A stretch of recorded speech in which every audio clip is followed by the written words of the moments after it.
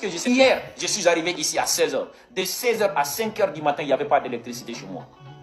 Aujourd'hui, c'est notre tour. C'est la nuit. On doit avoir l'électricité aujourd'hui. Je suis sorti faire cette vidéo-là. Cette vidéo parce que je sais que, à un moment donné, ils vont me priver de l'électricité.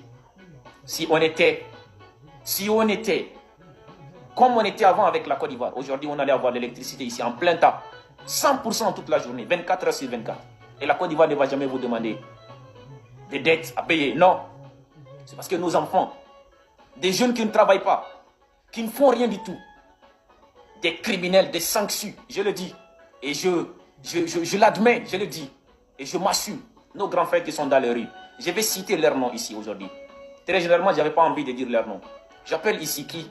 Boubou Mabel. C'est ton nom qu'on raconte partout à Abidjan. Depuis la frontière, on parle de vous, Boubou Mabel.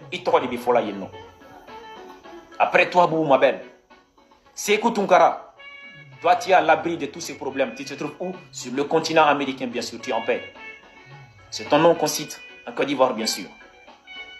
Après, nos imams, vous qui devrez prêcher la parole sacrée d'Allah subhanahu wa ta'ala, c'est vous qui vous servez du Coran pour briser deux peuples, pour briser des liens de mariage, pour briser des liens de fraternité et d'amitié, bon Dieu. À quoi sert le Coran? À quoi servent vos mosquées?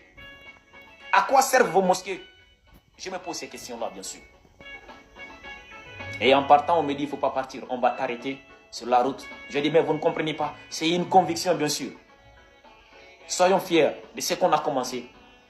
Et menons ce combat-là jusqu'à là où on ne s'attend pas surtout. Menons ce combat-là. Tenons ce flambeau qui nous a été donné par nos parents. Que ça ne soit pas toujours les verbes sur les lèvres. Allons-y. Nos grands-parents sont... Je ne souhaiterais pas qu'on dise que mes grands-parents sont plus intelligents que moi. Non. Nos parents, à un moment donné, se sont assis.